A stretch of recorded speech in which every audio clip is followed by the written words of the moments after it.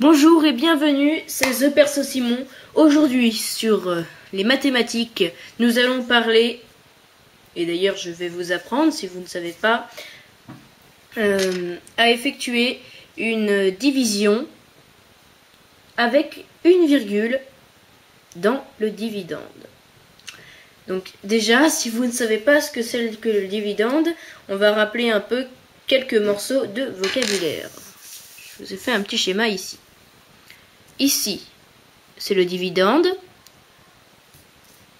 Ici, c'est le diviseur. Je m'excuse, c'est pas très lisible. Et le résultat sera le quotient. Donc, 47,7, le dividende. 5, le diviseur. Ici, le quotient. Mais bon, et il y aura une partie aussi, quand nous aurons fini notre division. Il y a certaines divisions qui ne se terminent pas. Alors est-ce que la nôtre se termine? On ne le sait pas. On verra bien. Mais si elle ne se termine pas, il restera un nombre en bas que nous marquerons à la case reste. Donc 47,7 divisé par 5. Donc pour éviter de me tromper, j'ai fait un tableau de la table de 5. Pourquoi je me suis arrêtée à 9, alors que la table de 5 peut aller au moins jusqu'à 10. Étant donné que on ne peut pas diviser le dividende par un nombre supérieur de 9. Donc voilà. Pourquoi? Parce que. Donc, je vous explique comment ça va se passer. On va commencer par prendre 47, puisque là, dans mon tableau, on va jusqu'à 45. Donc, on va prendre 47. Donc, on va mettre une sorte de petit trait ici, pour dire qu'on va s'arrêter ici pour le premier nombre. Donc, on va faire 47. Qu'est-ce qui fait dans la table de 5? Enfin, qu'est-ce qui est égal ou inférieur à 47 dans la table de 5. Égal, on n'a pas. Inférieur, on a. Il faut prendre le premier qui est inférieur, donc 45, qui est 5 fois 9. Donc on met 9 ici, et on fait 47 moins, oulala, 45, qui est égal à 2.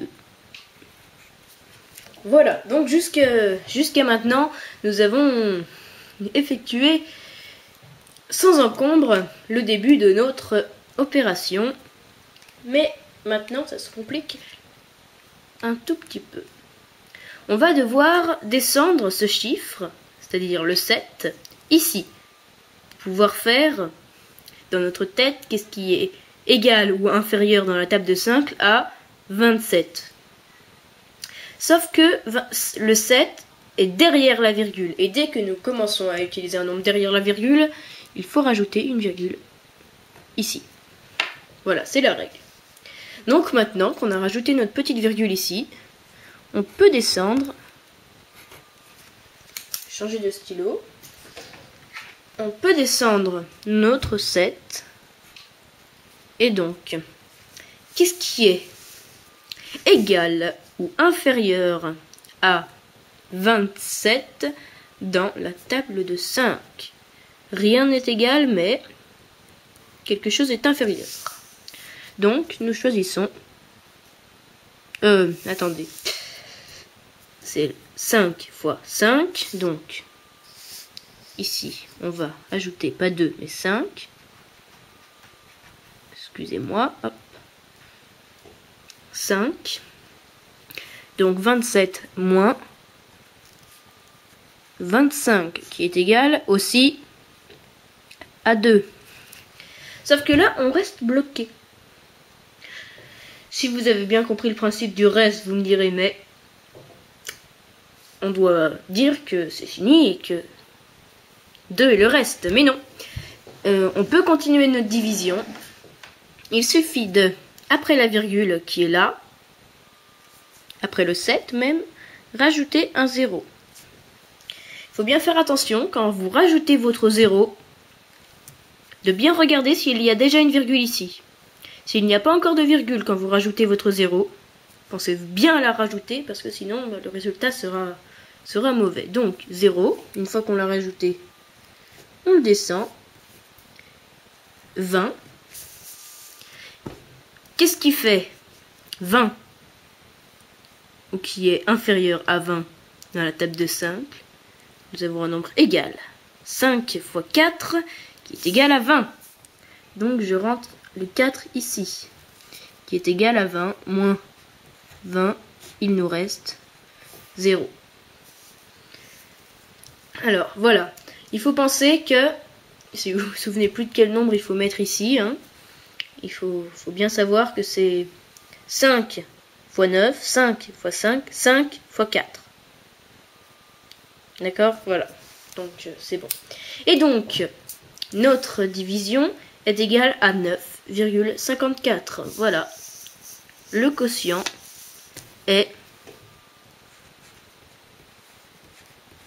9,54. Et le reste est 0. Ou il n'y a pas de reste. Voilà, c'est la fin de cette vidéo. J'espère que vous avez tout compris. Vous pouvez toujours laisser un commentaire pour poser votre question. Prochaine vidéo dans un petit moment. À bientôt et bonne journée ou fin de journée.